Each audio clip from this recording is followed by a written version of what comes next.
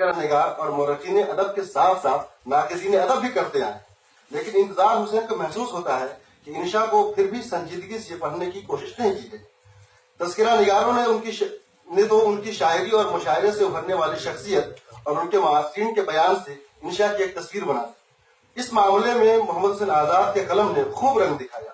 انتظار حسین نے ابتدا ہی میں انشا کے تعلق سے اپنے تحفظات کا اظہار کرتے ہوئے لکھا ہے، کوٹ: تحقیق کے بعد کی منزل یہ ہے کہ جس تحریر کو دریافت کیا گیا ہے اسے جانچا پرکھا جائے، اس کی ادبی قدر و قیمت کا تعین کیا جائے، اس طور اس تحریر کو زندہ ادبی روایت میں مقام ملے گا، پھر وہ ادبی شعور کی تربیت میں حصہ لے گی اور ادب پر اثر انداز ہوگا۔ انشا کی کہانیوں کے سلسلے میں ابھی یہ منزل نہیں آ پائی۔ ان دونوں کہانیوں کا ذکر ہنوز ایک تحقیقی کارنامے کے طور پر کیا جا رہا ہے، اور انشا کو ہم نے ہنوز ایک شاعر ہی کے طور پر قبول کر رکھا ہے۔ ہاں، شاعر کے ذکر میں بھی یہ ذکر کر دیا جاتا ہے کہ اس نے ایک کہانی بھی لکھی ہے۔ سوال یہ ہے کہ انشا کی کہانی نویسی ان کی ادبی زندگی میں محض ایک بھی کی حیثیت رکھتی ہے، یا اس کا یہ مقام ہے کہ ہم انشا کو ایک شاعر کے ساتھ ساتھ ایک ممتاز کہانی نویس یا قصہ نگار بھی قرار دے سکتے ہیں، انکوٹ۔ انتظار حسین نے اس اقتباس میں تحقیق اور تنقید کے باہمی رشتوں کو بیان کیا ہے، ساتھ ہی دونوں کی منزلوں اور ضرورتوں کا احساس بھی کرایا ہے۔ تحقیق جو کام سامنے لاتی ہے، تنقید اس کی قدر و قیمت متعین کرتی ہے اور پھر اسے زندہ اداکاروں میں جگہ ملتی ہے۔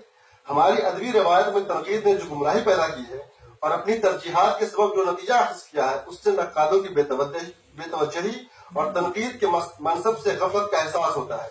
انشا کے سلسلے میں نقادوں کو جو کام کرنا چاہیے تھا وہ انہوں نے نہیں کیا۔ انہیں بطور شاعر قبول کرنے اور ان کے شعری کمالات کے رسمی تذکرے میں آرکیٹائپ سہولت حاصل تھی۔ ان کی ان آسان طلبی اور تن آسانی نے انہیں انشا کے دوسرے کاموں سے فاصلہ رکھنے میں معاون ثابت ہوئی۔ ان کی یہ آسان طلبی اور تن آسانی انشا کے دوسرے کاموں سے فاصلہ رکھنے میں انہیں مدد کرتی رہی۔ کہانی لکھنا یا قواعد ترتیب دیتے ہوئے زبان کے تصور پر بحث کرنا اردو کی ادبی روایت میں بالکل نیا اور انوکھا کام تھا، جس پر گفتگو کے لیے فکشن کی شعریات اور قاموسی ذہن کی ضرورت تھی۔ یہ دونوں چیزیں ہمارے نقادوں کے یہاں بہت دیر سے پیدا ہوئی۔ پھر افسانہ، کہانی یا نثری اصناف پر شعری اصناف کا تفوق بھی حاصل تھا، یعنی نثر میں تخلیق کرنا دوسرے درجے کا کارنامہ سمجھا جاتا رہا ہے۔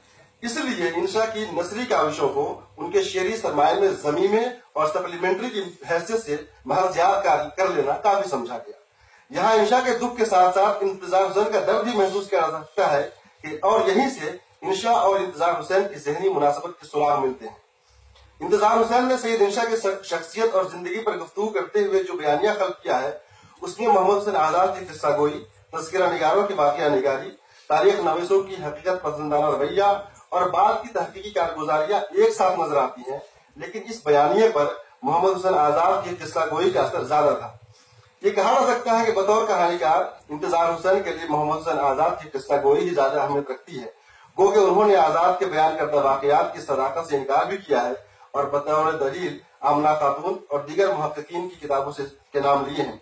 تذکرہ نگاروں اور محمد حسین آزاد کی واقعہ نگاری اور انتظار حسین کے مابین بڑا فرق ہے کہ انتظار حسین انشا کی زندگی اور شخصیت سے متعلق صرف واقعہ نقل نہیں کرتے، بلکہ اس واقعے کے نتیجے میں انشا کی شخصیت کی تعمیم کرتے ہیں۔ انتظار حسین نے لکھا ہے کہ سید انشا آزاد پسند آدمی تھے، پابندیوں میں گزارا نہیں کر سکتے تھے، ایسی یہاں تک یہ باتیں تذکرہ نگاروں نے لکھی ہے۔ اس کے بعد اب انتظار حسین لکھ رہے ہیں کہ ایسی شخصیتیں بھی ہوتی ہیں جو پابندیوں میں گھر کر بھی اپنے اظہار کی صورت نکال لیتی ہے، مگر انشا کی شخصیت اس قسم کی تھی جو آزاد رہ کر ہی اپنا اظہار کر سکتی تھی۔ ایسی شخصیت پر پابندیاں عائد کرنے کا نتیجہ یہی نکل سکتا تھا کہ وہ بالآخر دیوانہ ہو جائے، انکوٹ۔ انشا کی شخصیت، زندگی اور شخصیت سے واقفیت رکھنے والے جانتے ہیں کہ وہ کس قسم کا مزاج رکھتے تھے۔ وہ دربار سے ضرور وابستہ تھے، مگر مزاج درباری نہ تھا، یعنی معاش کے لیے وہ اپنے مزاج کے برخلاف پابندیوں کو قبول کرتے رہے۔ انتظار حسین نے یہ بھی لکھا ہے کہ قید و بند اور پابندیوں میں بھی اظہار کے راستے نکل آتے ہیں۔ انتظار حسین نے ایسی قید و بند کی زندگی دیکھی اور محسوس کی ہے۔ مارشل لا اور ایمرجنسی کے زمانوں میں بھی فنکاروں نے اظہار کے وسیلے اور ذرائع تلاش کر لیے تھے، لیکن ایسے حالات میں خود پر قابو رکھنے کے لیے شخصیت میں جو گہرائی اور سنجیدگی کی ضرورت ہوتی ہے، انشا اس سے قدرے آزاد تھے، اسی لیے وہ قید و بند سے بھاگتے رہے۔ انتظار حسین نے انشا کی اس طبعی میلان پر گفتگو کرتے ہوئے لکھا ہے کہ اصل میں اصل میں انشا خان انشا تھے ہی میرے ٹھیلے کے آدمی، مگر حالات نے انہیں دربار میں قید کر دیا تھا۔ یہ بار بار رسہ توڑاتے اور دربار سے میلے کی طرف بھاگتے۔ ہنسی ٹھٹھا کرنے اور سامان رچانے اور بہلو بھرنے کا جو انشا کو چسکا لگا تھا، یہ میلوں ٹھیلوں کا فیض تھا اور ان کی شخصیت کا حصہ تھا۔ لکھنؤ کی درباری فضا میں پہنچ کر اس کی شکل کچھ سے کچھ ہو گئی، اور مصحفی نے انشا کی یہ حجب لکھی تو کہا کہ واللہ شاعر نہیں تو بھانڈ ہے بڑوے۔ تو مصحفی بھی کچھ کہیں، مگر انشا کی ظرف کا ظرف دیدنی تھا کہ مصحفی کے مداح جب حج پڑھتے ہوئے انشا کے گھر پہنچے تو انشا نے گھر سے نکل کر ان کا استقبال کیا، فرمائش کر کر کے ایک ایک حج سنی اور جی کھول کر داد دی۔ یہ ظرف آدمی میں دربار میں رہ کر پیدا نہیں ہو سکتا، میلوں ٹھیلوں میں بسر کر کے پیدا ہوتا ہے، جہاں اظہار پر بند نہیں باندھے جاتے اور انسانی شخصیت کو چھوئی موئی نہیں سمجھا جاتا۔ اس اقتباس میں سید انشا کی وہی شخصیت نظر آتی ہے جو محمد حسین آزاد نے آب حیات میں بنائی ہے، لیکن انتظار حسین نے انشا کی کشمکش اور مجبوری کو جس ہمدردی کے ساتھ پیش کیا ہے وہ دردمندی آزاد کے اسلوب سے ظاہر نہیں ہوتی۔ انتظار حسین کا یہ خیال درست معلوم ہوتا ہے کہ اگر وہ دربار سے وابستہ نہیں ہوتے تو شاید ان کی شخصیت کے کچھ اور پہلو بھی سامنے آتے۔ اس خیال کا بھی اظہار کیا گیا کہ انشا کی صحبت درباری متوسلین سے نہ ہوتی تو وہ زیادہ علمی و ادبی خدمات انجام دے سکتے تھے، جیسا کہ میاں بیتاب نے لکھا تھا کہ سید انشا کے فضل و کمال کو شاعری نے کھویا اور شاعری کو سعادت علی خان کی مصاحبت نے ڈبویا۔ انتظار حسین اس نظریے کو قبول نہیں کرتے، بلکہ وہ اسے کسی اور طرح سے دیکھتے ہیں۔ ان کا خیال ہے کہ سید انشا کو بگاڑنے یا انہیں خراب کرنے میں کسی کی صحبت نہیں بلکہ خود ان کے رویے نے اہم کردار ادا کیا ہے۔ انتظار حسین نے لکھا ہے، انشا کے علم و فضل کا اعتراف کرتے ہوئے یہ بھی لکھا ہے کہ سید انشا صاحب علم و فضل ضرور تھے، وہ تجربوں کا دروازہ اپنے پر بند نہیں کر سکتے تھے۔ آدمی اپنے فضل و کمال سے نہیں اپنے علمی رویے سے پہچانا جاتا ہے۔ سید انشا کا رویہ ہی علمی نہیں تھا، وہ مجردات میں سوچ ہی نہیں سکتے تھے، امیجز میں سوچتے تھے۔ دریائے لطافت ان کا علمی کارنامہ ہے، مگر یہ دیکھیے کہ کیا ماہرین لسانیات اور علماء قواعد زبان کے مسائل میں اس رنگ میں سوچا کرتے ہیں؟ طبقوں اور شہروں کے لہجوں میں فرق کرتے کرتے وہ معاشرتی تصویریں بنانے لگتے ہیں اور کردار کی تخلیق کرنے لگتے ہیں۔ ایسا رویے رکھنے والا شخص اپنے منفرد انداز میں اکا دکا علمی یا کارنامے انجام تو دے سکتا ہے، مگر روایتی قسم کا عالم نہیں بن سکتا۔ یہاں غور کرنے کی چیز ہے، روایتی قسم کا عالم۔ اس رویے کے ساتھ آدمی شاعر اور افسانہ نگار ہی بن سکتا ہے۔ انتظار حسین نے سید انشا کے صاحب علم و فضل قرار دینے کے باوجود ان کی زندگی کو علمی رویے سے خالی قرار دیا ہے۔ یہاں سوال یہ پیدا ہوتا ہے، کیا علم و فضل والا شخص تجربے نہیں کرتا؟ اور اگر تجربہ کرنا علمی رویہ ہے تو سید انشا نے تجربے کیے ہیں جن کا احترام انتظار حسین بھی کرتے ہیں۔ اور کیا مجردات میں سوچنے والا بھی شخص سنجیدہ علمی کارنامے سر انجام دے سکتا ہے؟ امیجز میں سوچنا نہ تو غیر فطری ہے اور نہ ہی اس سے علم و فضل پر گھر پاتا ہے، اور مجردات میں سوچنا ہمیشہ علم و ادب میں خاص مقام ہی نہیں رکھتا۔ انتظار حسین جس عہد سے تعلق رکھتے تھے اس میں تجدید اور علامت کی بحث عروج پر تھی۔ وہ خود بھی اس بحث میں حصہ لیتے رہے ہیں۔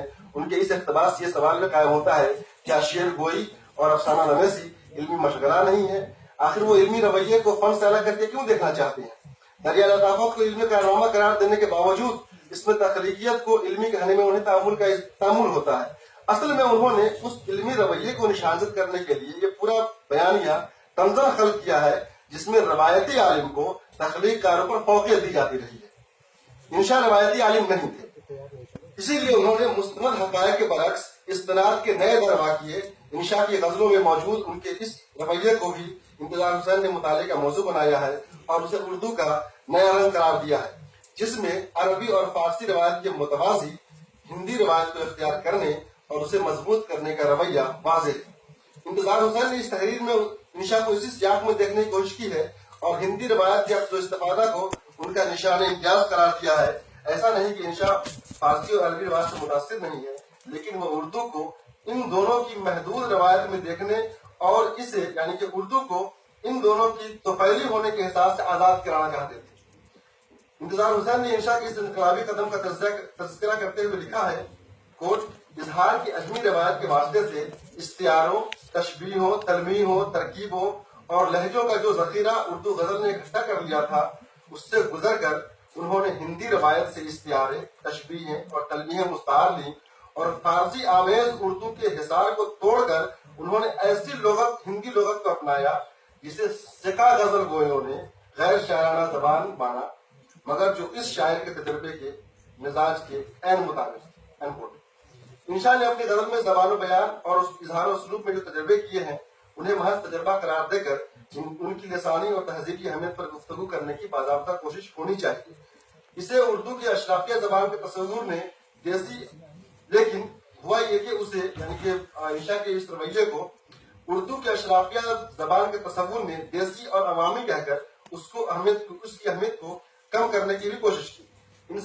انشاء سے پہلے نذیر اور سودا کی زبان کے متعلق بھی اسی قسم کے تحفظات کا اظہار کیا جاتا رہا ہے۔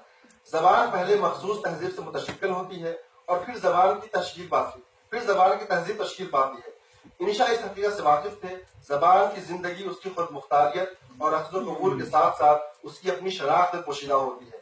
اسی لیے انہوں نے اپنی تخلیقات میں یہ باور کرانے کی کوشش کی کہ اردو ایک آزاد اور خود مختفی زبان ہے جو اپنی جغرافیائی حدود کی زبانوں کے الفاظ کے ساتھ بھی زندہ رہ سکتی ہے اور اس کی اصطلاح عربی و فارسی سے ضروری ہے۔ انشاء کے اس شعور کو مستقبل شناسی کے سیاق میں دیکھنا چاہیے اور اردو کو دیسی کہہ دینا کافی نہیں تھا، بلکہ اس کے اصول و ضوابط پر کام کرنا بھی اسی قدر ضروری تھا۔ اسی لیے انتظار حسین نے انشاء کی اس کاوش کو بصیرت افروز تجربہ کہا۔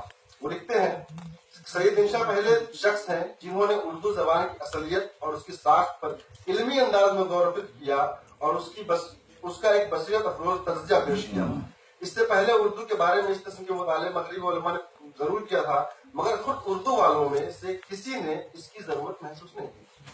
اصل میں ان لوگوں نے ابھی تک اردو کو ایک خود مختار زبان کے طور پر قبول ہی نہیں کیا تھا، اظہار اردو میں کرتے تھے مگر صنعت فارسی کے سمجھتے تھے۔ دریائے لطافت اردو کی خود مختاری کا اعلان ہے۔ انشاء نے زبان کے تعلق سے جو رویہ اختیار کیا اسے انقلابی کہنا چاہیے۔ زبان اپنے قواعد اور اصول و ضوابط کے ساتھ مکمل ہوتی ہے۔ محاورہ اور روزمرہ اسی زبان سے پیدا ہوتے ہیں جہاں وہ زبان جنم لیتی ہے۔ انشاء نے اردو والوں کو یہ احساس دلایا کہ یہ زبان فارسی کی ذیلی یا ضمنی زبان نہیں بلکہ ہندوستان کی ایک ایسی عوامی زبان ہے جس کو عربی اور فارسی کی محتاج بن کر رہنے کی ضرورت نہیں۔ دریائے لطافت میں انہوں نے جو اصول وضع کیے تھے اس کو تخلیقی اساس فراہم کرنے کے لیے شاعری سے زیادہ نثر موضوع تھی۔ شعری روایت میں ہمیں جعفر زجلی، نذیر اور کسی حد تک سودا کی شاعری میں یہ روایت نظر آتی ہے، لیکن نثر میں عجبی روایت حامی تھی ابھی تک۔ انشاء کی نثر کو فورٹ ولیم کالج سے متاثر کہنا بھی درست نہیں، کیونکہ تراجم اور تخلیق کے بنیادی فرق کو سمجھنا اور علمی ضرورت کے تحت نثر لکھنا الگ الگ باتیں ہیں۔ انتظار حسین نے دریائے لطافت کو انشاء کا علمی کارنامہ کہا ہے، لیکن اس میں بھی وہ ناول کے نقوش تلاش کر لیتے ہیں۔ انہیں انشاء کے ناقدین سے یہ بھی شکایت ہے کہ وہ انشاء کی مرقع نگاری، کردار سازی اور معاشرے کی رنگا رنگی کو جس طرح زبان کے مسائل کے ساتھ ضم کر دیتے ہیں وہ رویہ نقادوں کا مناسب نہیں۔ یعنی ان کی جو مرقع نگاری ہے، کردار نگاری ہے، اس پہ الگ سے بحث ہونی چاہیے جو دریائے لطافت وغیرہ میں ہے، اور جو زبان کے مسائل ہے اس پہ الگ سے بحث ہونی چاہیے۔ اس میں شک نہیں کہ انشاء کو پڑھتے ہوئے ان کا شعری کارنامہ ہی مرکز میں رہتا ہے اور نثر میں ان کی زبان دانی، قصہ گوئی کو اس وقت کی مروجہ اصناف کی روشنی میں دیکھنے کی کوشش ہوتی رہی۔ یعنی رانی کیتکی کی کہانی کو جدید مغربی اصناف نثر، ناولٹ یا افسانہ کی شعریات میں پڑھنے کی کوشش ہی نہیں ہوئی، اور نہ دریائے لطافت اور سلک گوہر کو جدید پیمانوں پر پرکھنے کی کاوش ہوئی۔ اس طرح انشاء کو اسی طے شدہ روایتی غزلیہ شعریات کی کسوٹی پر دیکھا گیا اور یہ فیصلہ صادر کر دیا گیا کہ ان کی شاعری اور شخصیت غزلیہ تہذیب سے میل نہیں کھاتی، لیکن اس کی تفہیم و تعبیر کے لیے ہم نے کوئی نئی راہ اختیار نہیں